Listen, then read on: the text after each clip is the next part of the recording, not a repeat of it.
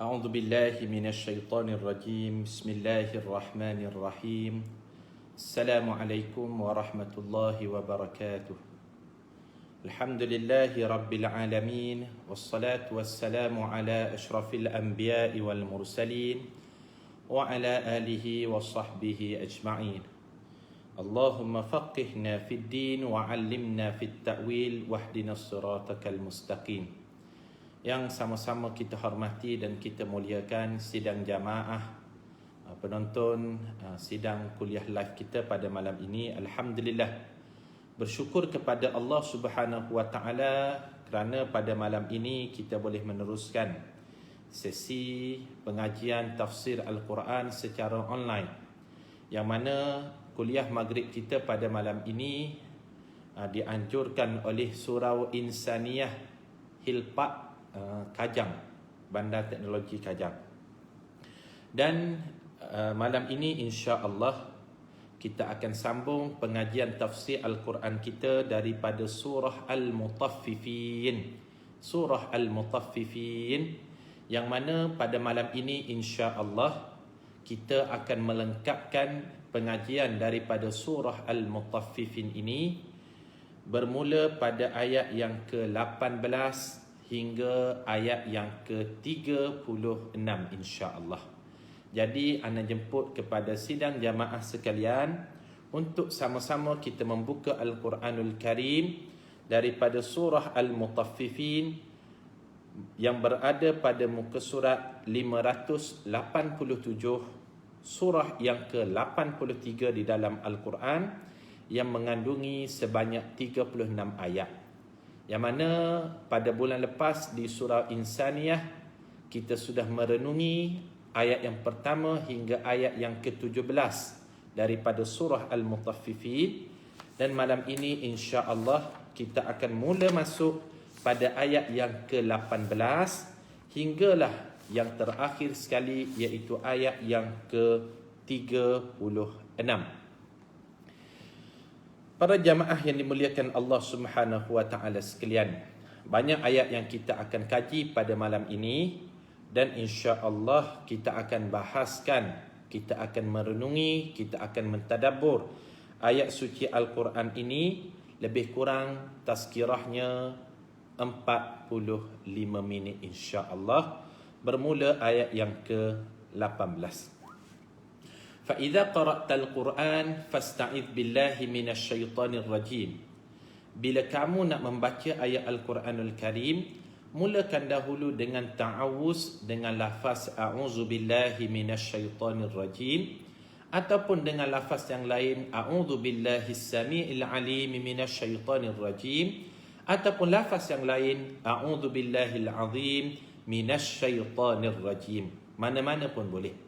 Tetapi sepakat ulama menyebut yang kebiasaan yang dibaca oleh Nabi sallallahu alaihi wasallam dengan lafaz ta'awuz a'udzu billahi minasyaitonir rajim. Kita masuk pada ayat yang ke-18 insya-Allah. A'udzu billahi minasyaitonir rajim. كلا إن كتاب الأبرار لفي عليين. Maksudnya, kalla, sesekali tidak. Inna kitab al-abrar, sesungguhnya buku catatan amalan orang-orang yang berbakti, al-abrar, lafi illiyin, akan disimpan di suatu tempat namanya Illiyin.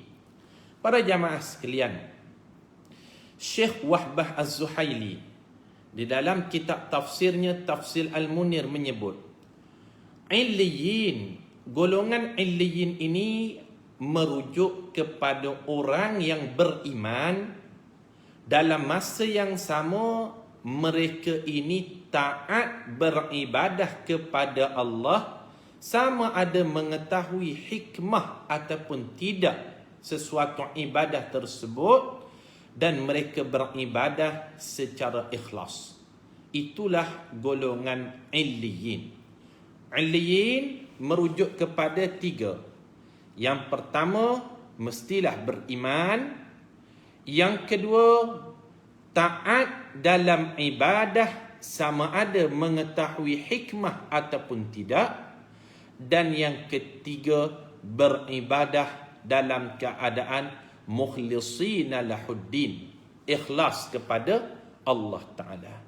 Golongan ini disebut sebagai al-abrar, golongan-golongan yang berbakti. Allah Subhanahu wa Ta'ala menyebut, inna kitabal abrar, sesungguhnya buku catatan orang yang beriman, orang yang taat dan orang yang ikhlas dalam ibadahnya. Maka kata Allah, ibadahnya itu Allah Ta'ala simpan di suatu tempat namanya Illiyin. Illiyin itu bagaimana ya Ustaz? Wallahu subhanahu wa ta'ala a'lam. Sebagaimana kita sudah mengkaji pada bulan yang lepas, inna kitabal fujar, sekiranya seseorang itu melakukan dosa dan kejahatan, lafi sijin, maka dosa dan kejahatannya itu disimpan di suatu tempat namanya sijin.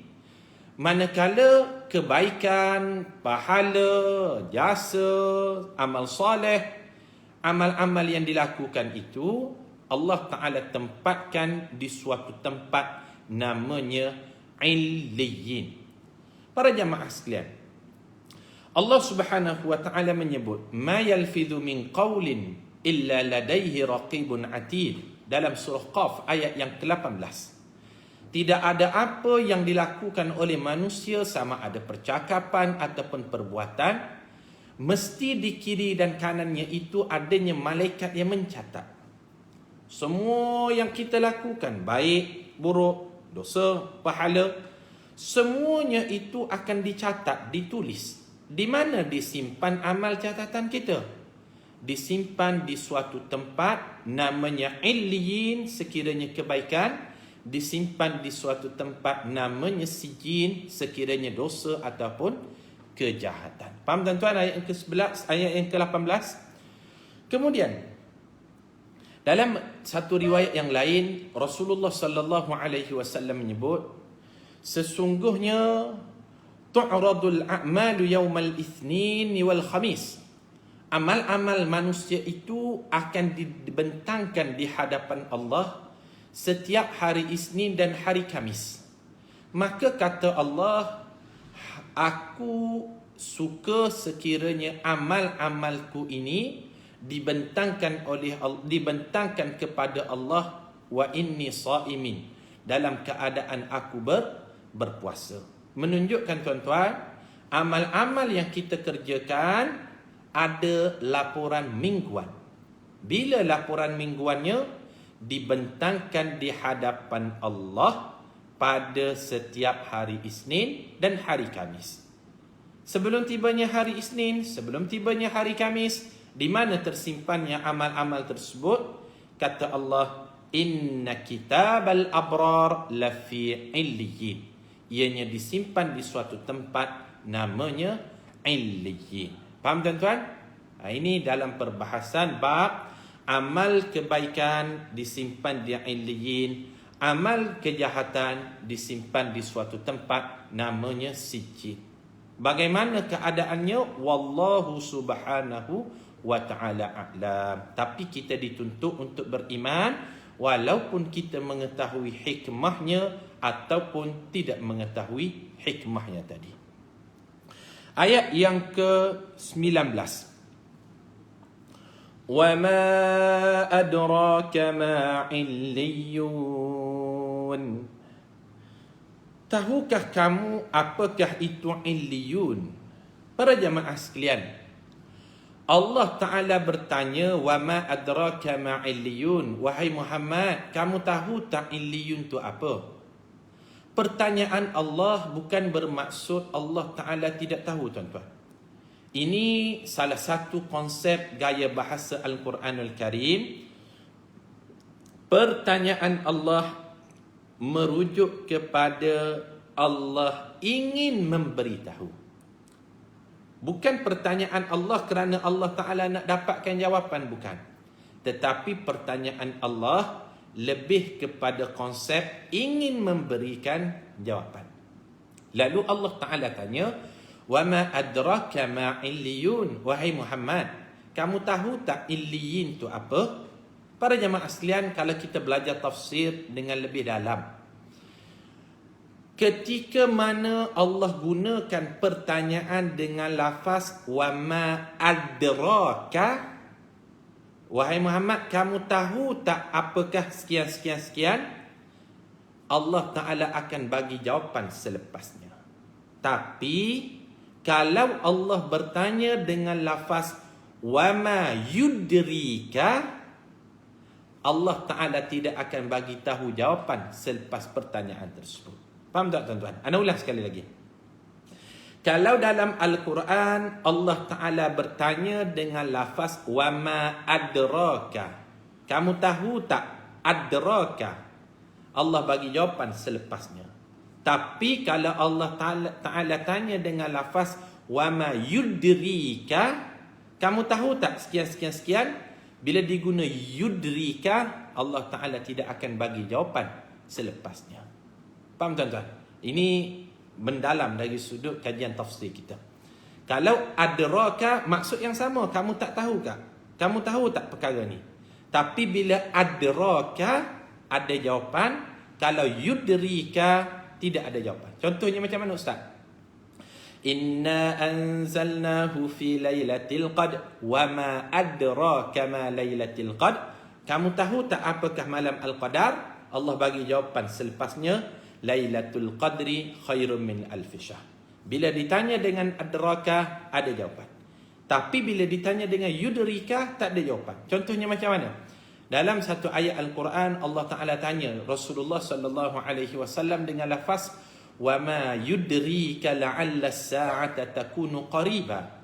Wahai Muhammad, kamu tahu tak kiamat tu berlaku bila? Cepat ke lambat lagi? Bila ditanya yudrika, Allah Ta'ala takkan bagi jawapan selepas pertanyaan tersebut. Ini perbahasan berkenaan dengan kalimah yang digunakan oleh Allah Ta'ala memberi kesan yang berbeza kepada pertanyaan tersebut. Itu ayat yang ke-19. Kemudian ayat yang ke-20, Allah Ta'ala berfirman, Kitabun marqum. Apakah illiyun? Illiyun itu kata Allah, ia adalah buku yang bertulis jelas. Buku kitab marqum yang bertulis jelas. Kenapa Allah Ta'ala tegaskan illiyun itu suatu tempat yang menyimpan amalan-amalan manusia yang bertulis dengan jelas, supaya manusia tidak boleh persoalkan lagi di hari akhirat kelak. Mesti dalam bahasa sekarang disebut dengan adanya black and white, adanya hitam putih. Di padang mahsyar, manusia tak boleh lagi persoalkan kepada Allah, wahai Allah, kenapa aku masuk dalam neraka? Allah Ta'ala tunjuk kitabun marqum. Ini ada perjanjian, ada hitam putih, ada black and white. Manusia tak boleh pertikaikan, wahai Allah, kenapa si fulan itu masuk ke dalam syurga? Lalu Allah Ta'ala akan tunjukkan, ini ada catatan yang bertulis jelas. Supaya apa? Manusia masuk ke tempat syurga ataupun neraka itu dalam keadaan redha dan puas hati. Kerana syurga itu, neraka itu dibina atas konsep redha dan puas hati. Yang masuk syurga, dia puas hati dengan apa yang dia kerjakan. Yang masuk neraka, dia perlu berpuas hati. Kerana itulah balasan terhadap apa yang mereka lakukan sewaktu mana mereka hidup dahulu. Lalu Allah Ta'ala bagi jawapan, wa ma adraka ma illiyun. Kamu tahu tak apakah itu illiyun? Diberi jawapan oleh Allah, kitabun marqum. Illiyun itu merupakan suatu catatan yang bertulis dengan jelas sekali. Dah. Ayat yang ke-21. Yashhaduhul muqarrabun, yang disaksikan oleh malaikat-malaikat muqarrabun yang berdampingan dengan Allah. Apa makna ayat ini tuan-tuan? Allah Ta'ala menyebut amalan-amalan manusia yang berada di illiyun ataupun illiyin, amalan itu dijaga oleh para malaikat yang tak pernah tidur, yang tak pernah mengantuk, yang malaikat itu cukup amanah, yang sesekali pun tidak akan hack ataupun merubah isi kandungan amalan manusia tadi. Kalau sekarang ni dikenali dengan satu yang disebut dengan hacker. Hacker ni dia masuk ke dalam akaun bank, lalu dia hack data, duit contohnya ada 10,000, dia curi, dia ubah, tukar password, lalu yang 10,000 tadi tinggal RM1. Itu disebut dengan pekerjaan hacker. Tapi amalan kebaikan manusia yang tersimpan di illiyun, kata Allah, disaksikan, dijaga, dipelihara, diperhatikan oleh para malaikat yang sesekali pun tidak ada mana-mana makhluk, ibliskah, syaitankah, manusiakah, yang boleh hack, yang boleh curi, yang boleh ubah isi kandungan amal-amal yang telah dilakukan oleh manusia tadi. Lalu Allah Ta'ala bagi jaminan, wahai manusia yang telah melakukan kebaikan, jangan kamu sedih, jangan kamu takut, jangan kamu bimbang, kerana amal kamu itu sudah tersimpan di suatu tempat yang kukuh, kitabun markum, ditulis dengan jelas, dijaga oleh al-muqarrabun, oleh para malaikat yang berdampingan dengan Allah, malaikat yang amanah, yang tak pernah mengantuk, yang tak pernah tidur. Faham tuan-tuan? Itu maksud yashhaduhul muqarrabun. Kemudian Allah Subhanahu wa taala berfirman pada ayat yang ke-22 surah Al-Mutaffifin, Innal abrara lafi na'im. Inna, sesungguhnya, al-abrar, orang-orang yang taat, orang-orang yang ikhlas, orang-orang yang beriman. Itu makna al-abrar, lafi na'im. Mereka akan berada dalam syurga na'im. Para jamaah sekalian, dalam Al-Quranul Karim ada 8 nama syurga yang disebut oleh Allah Ta'ala. Nah, kalau boleh, nama syurga yang 8 ini yang disebut dalam Al-Quranul Karim, kita tulis dalam ruangan komen. Ada 8 nama syurga. Yang pertama, nama syurganya Jannatun Na'im. Jannatun Na'im. Itu nama syurga yang pertama. Nama syurga yang pertama namanya Jannatun Na'im. Ada pula syurga yang kedua, Allah Subhanahu wa taala sebut di dalam Al-Quranul Karim, namanya Darussalam. Allah Ta'ala sebut lahum darussalam inda rabbihim. Surah Al-An'am ayat yang ke-127. Yang pertama Jannatun Na'im, yang kedua Darussalam, yang ketiga nama syurga disebut Allah Ta'ala dalam Al-Quran, namanya Darul Khuldi. Dar namanya tempat, Al-Khuldi yang kekal abadi. 3.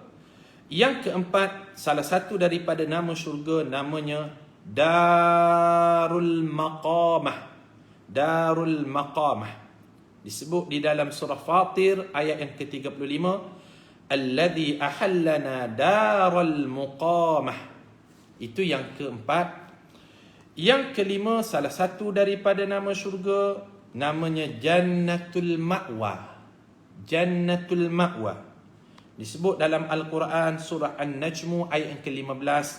Allah Ta'ala menyebut Indaha Jannatul Ma'wa. Itu yang kelima. Yang keenam, salah satu daripada nama syurga Allah namanya Jannatul Adni. Jannatul Adni.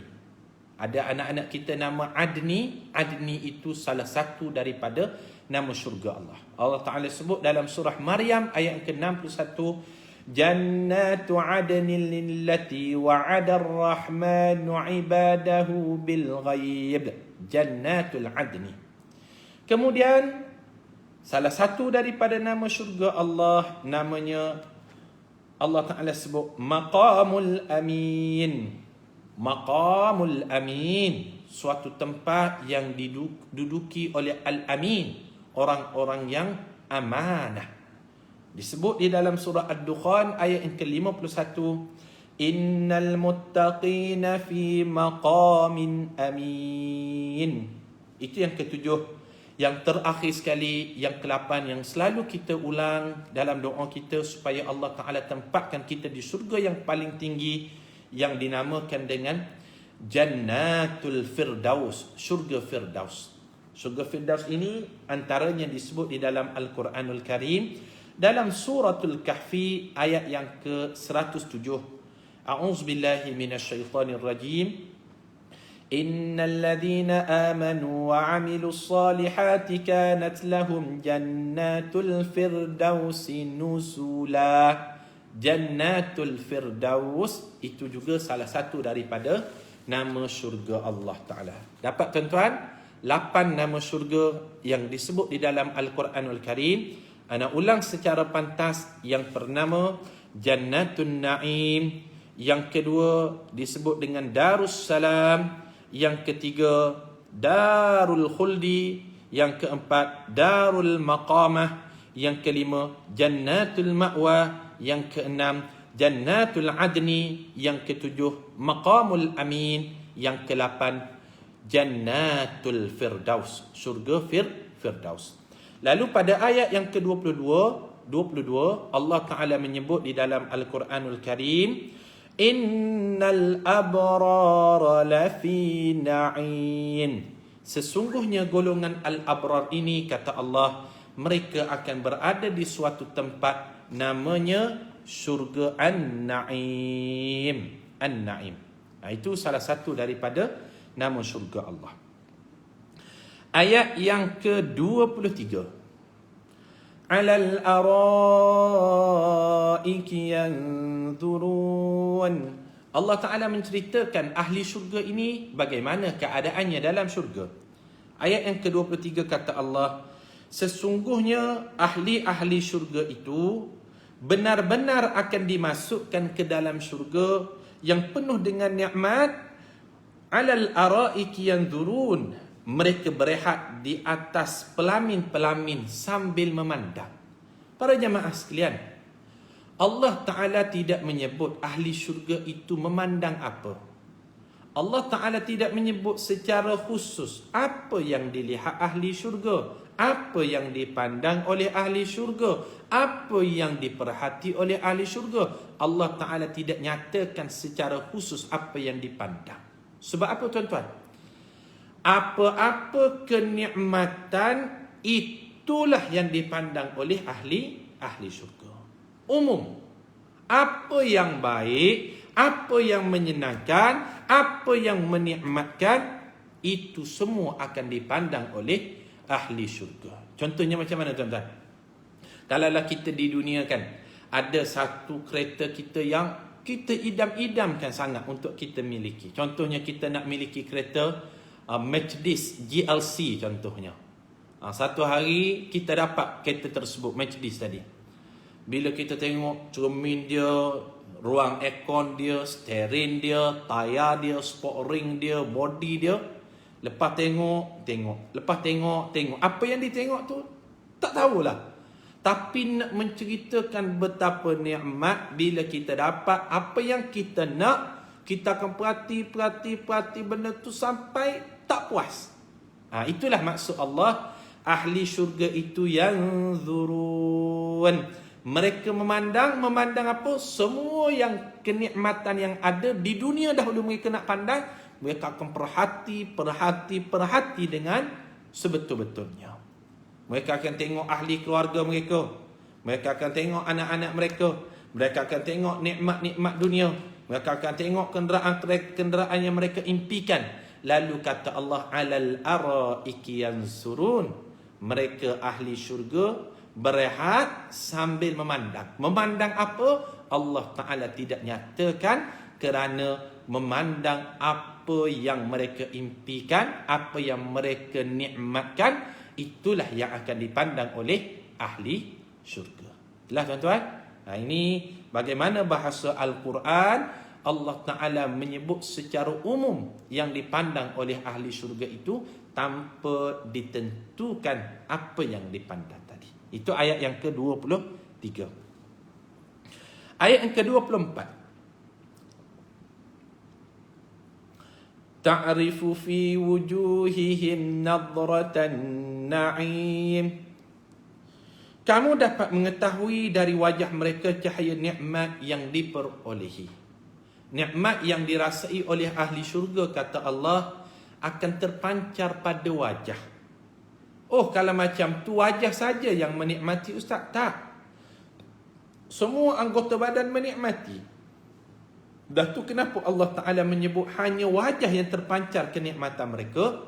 Kerana wajah itu menggambarkan keseronokan.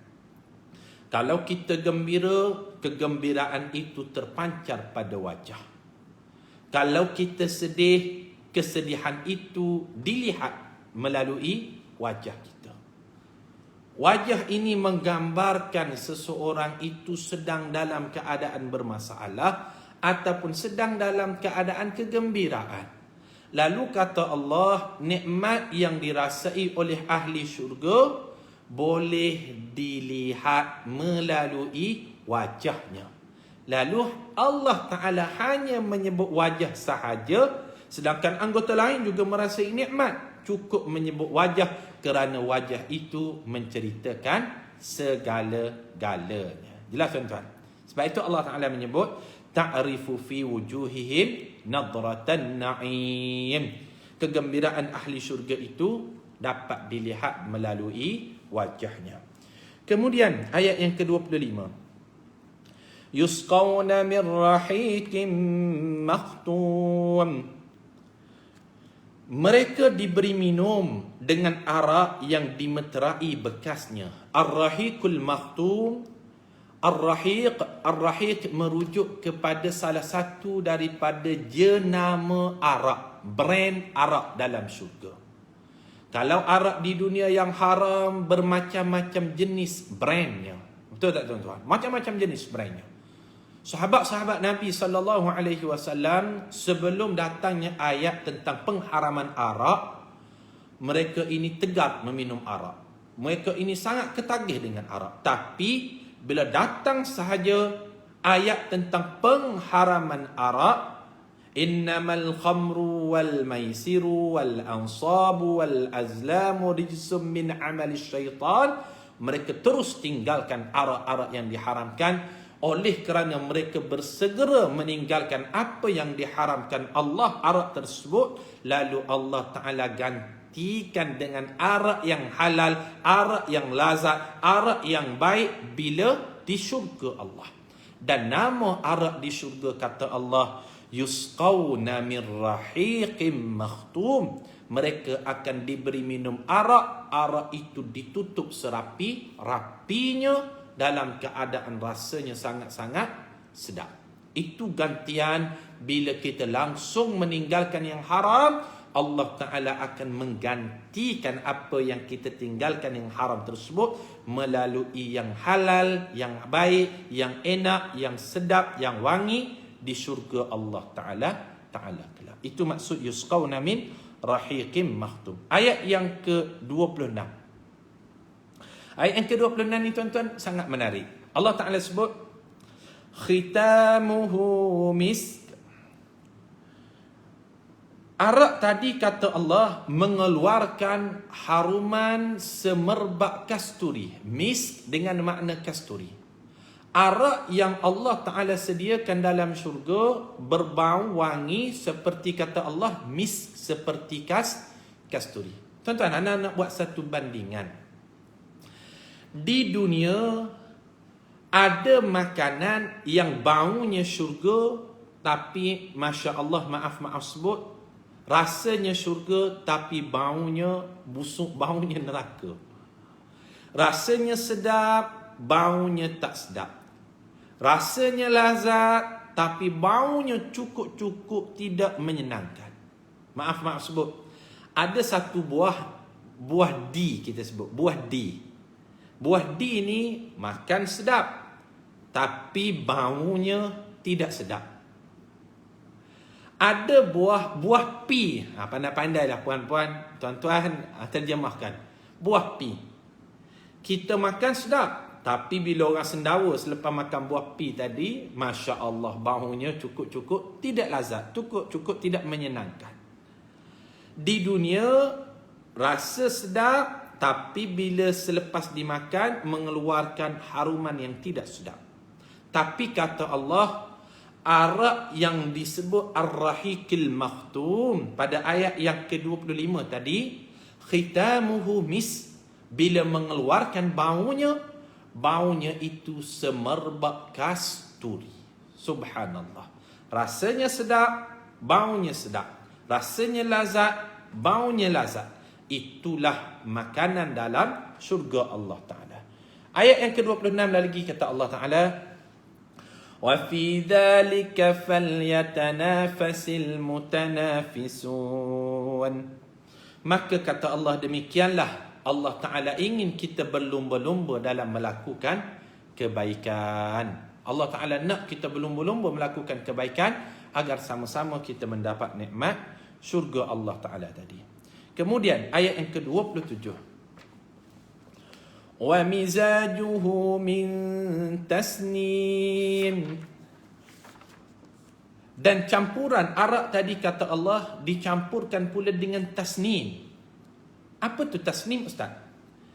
Ada anak kita nama Tasnim ataupun guru-guru kita nama Tasnim. Tasnim tu kata Allah merujuk kepada ainan yashrabu bihal muqarrabun. Tasnim itu merupakan mata air yang diminum oleh al-muqarrabun, orang-orang yang dekat dengan Allah di syurga Allah. Tasnim, mata air yang diminum oleh orang yang rapat dengan Allah di hari akhirat. Tuan-tuan, kalau kita nak namakan anak kita sebagai Tasnim, ini the best. Cukup baik. Nama disebut dalam Al-Quran, maksudnya cukup baik. Ia merujuk kepada mata air di syurga, yang mana mata air ini hanya Allah Ta'ala sediakan kepada golongan yang dekat dengan Allah Ta'ala. Kalau orang tanya, Ustaz, anak perempuan saya ni baru lahir, apa yang selayaknya ataupun sebaiknya kita namakan anak perempuan ini? Lalu kita cadangkan namanya Tasnim. Kerana Tasnim itu merujuk kepada mata air di syurga yang Allah Ta'ala sediakan kepada Al-Muqarrabun, orang yang dekat dengan Allah Subhanahu wa Ta'ala. Itulah disediakan kepada ahli syurga Allah. Selesai ayat yang ke-28, tuan-tuan. InsyaAllah anak ambil sikit masa lagi untuk kita lengkapkan tadabbur perenungan daripada surah Al-Mutaffifin. Ayat yang ke-29. Innal ladzina ajramu kanu minal ladzina amanu yadhhakun. Sesungguhnya orang-orang yang derhaka kepada Allah, mereka di dunia dahulu sentiasa mentertawakan orang-orang beriman. Datanglah isteri Abu Jahal namanya Ummu Jamil. Dia perli Rasulullah, dia sakitkan hati Rasulullah, dia tertawakan Rasulullah. Apa kata dia? Ketika wahyu Allah Ta'ala terhenti seketika, lalu Ummu Jamil mentertawakan Rasulullah. Dia kata, wadda'aka syaitan ya Muhammad. Wahai Muhammad, syaitan kamu sudah tidak menurunkan wahyu lagi kepada kamu. Subhanallah, maha suci Allah. Di dunia, orang-orang kafir kata Allah mentertawakan orang-orang beriman. Apalah kamu sembah Allah, apalah kamu baca Al-Quran, apalah kamu beriman, apalah kamu salat, apalah kamu beribadat, apalah kamu tutup aurat. perkara ini sudah berlaku 1400 tahun yang lampau. Dalilnya Allah Ta'ala menyebut, innal ladzina ajramu kanu minal ladzina amanu yadhakun. 30. Wa idza marru bihim yataghamazun. Dan apabila mereka lalu dekat dengan orang beriman, mereka mengedip-ngedipkan mata. Allah Ta'ala ceritakan salah satu sifat orang yang kafir, orang yang musyrik, yang derhaka kepada Allah, bukan sahaja mulut mereka ini mengucapkan kata-kata menyakitkan hati, bahkan mereka gambarkan dengan gerakan fizikal mereka. Allah Ta'ala kata orang kafir ni, dia tertawakan orang Islam, dia peli orang Islam bukan dengan mulut saja, tetapi kata Allah dengan rupa mata mereka, dengan rupa fizikal mereka, dengan kerutan dahi mereka, dengan dahi yang mereka yang berkerut. Lalu kata Allah, wa idza marru bihim yataghamazun. Ayat yang ke-31. وَإِذَا انقَلَبُوا إِلَىٰ أَهْلِهِمُ انقَلَبُوا فَكِهِينَ. Dan apabila mereka kembali kepada kaum mereka, mereka kembali dengan gembira. Apa maksud ayat ni tuan-tuan? Allah Ta'ala nak ceritakan orang kafir, dia bukan sahaja diri mereka mentertawakan umat Islam, mentertawakan orang beriman, tetapi dia cuba pula mengajak orang lain supaya mentertawakan, memerli, mengaitkan orang yang beriman tadi. Subhanallah. Bukan saja diri mereka, dia ajak orang lain. Apalah orang Islam ni, apalah orang beriman ni, apalah orang sekian-sekian. Dia mengajak orang lain juga. 32. وَإِذَا رَأَوْهُمْ قَالُوا إِنَّ هَؤُلَاءِ لَضَالُّونَ. Dan apabila mereka melihat orang-orang yang beriman, mereka berkata, sesungguhnya mereka itu benar-benar orang yang sesat. Subhanallah. Allah Ta'ala menyebut, orang kafir yang mentertawakan orang Islam tadi, dia mengatakan orang beriman itu sesat. Sebab apa? Tidak mengikuti ajaran agama mereka, tidak mengikuti apa yang ditunjukkan oleh nenek moyang mereka, tidak mengikuti warisan agama mereka. Lalu mereka mengatakan kalau tidak menyembah patung, menyembah Lata, menyembah Uzal, Manal, Hubal, Jibti, Taghut, mereka itulah orang-orang yang sesat. Sedangkan mereka sebenarnya mereka orang yang sesat kerana tidak mengenal Allah, tidak menyembah Allah, tidak mentauhidkan Allah Ta'ala. Itu maksud ayat yang ke-32. 4 ayat lagi tuan-tuan, Ana sebut secara ringkas. 33. وَمَا أُرْسِلُوا عَلَيْهِمْ حَافِظِينَ. Padahal kata Allah, mereka tidak dilantik pun untuk menjaga orang-orang mukmin. Allah Ta'ala kata orang-orang kafir itu tidak sepatutnya mereka ini mencari keaiban, mencela, mengutuk, mengaibkan orang-orang beriman. Kerana tugas mereka kata Allah, Allah Ta'ala tak pernah pun melantik mereka untuk mereka ini mengawasi orang beriman. Cukup Allah yang mengawasi kita. Itu ayat yang ke-33, 34. فَالْيَوْمَ الَّذِينَ آمَنُوا مِنَ الْكُفَّارِ يَضْحَكُونَ. Maka kata Allah, pada hari ini orang-orang beriman pula mentertawakan orang kafir tersebut. Subhanallah. Tuan-tuan, siksaan di hari akhirat bukan semata-mata siksaan fizikal, tetapi ada juga siksaan mental. Wahai orang kafir, ingat, di dunia kamu mentertawakan kami, di dunia kamu memerli kami, di dunia kamu merendah-rendahkan kami. Tapi ingat, kata Allah, firman Allah dalam surah Al-Mutaffifin ayat yang ke-34, فَالْيَوْمَ الَّذِينَ آمَنُوا مِنَ الْكُفَّارِ يَضْحَكُونَ. Ingatlah pada hari itu, di syurga Allah Ta'ala kelak, maka kami orang-orang beriman akan mentertawakan kamu. Kami akan balas ketawa kamu dengan ketawa yang menyebabkan mental kamu itu rasa down, mental kamu itu rasa perik, kamu akan menyesal. Tetapi penyesalan kamu itu tidak akan memberi makna ataupun kesan apa-apa pun kepada kamu. Itu maksud ayat yang ke-34. Alal araiki yanzurun. Ahli syurga itu, kata Allah, berehat di atas pelamin-pelamin mereka sambil memandang. Ini Allah Ta'ala ulang sekali lagi. Ahli syurga berehat di atas pelamin di syurga itu sambil memandang semua yang memberi nikmat kepada mereka. Penutup surah Al-Mutaffifin ini, tuan-tuan. Hal thuwibal kuffaru ma kanu yaf'alun. Bukankah orang-orang kafir itu telah diberi ganjaran yang setimpal terhadap apa yang telah mereka lakukan? Subhanallah, tuan-tuan. Allah Ta'ala ingatkan orang kafir. Wahai orang kafir, kamu ingat. Kalaulah kamu di dunia memeli orang yang beriman, tidak menyembah Allah. Ingat, ke atas kesyirikan kamu, kekufuran kamu, kekafiran kamu itulah yang menyebabkan kamu selayak-layaknya mendapat balasan yang paling setimpal di hadapan Allah di hari akhirat kelak.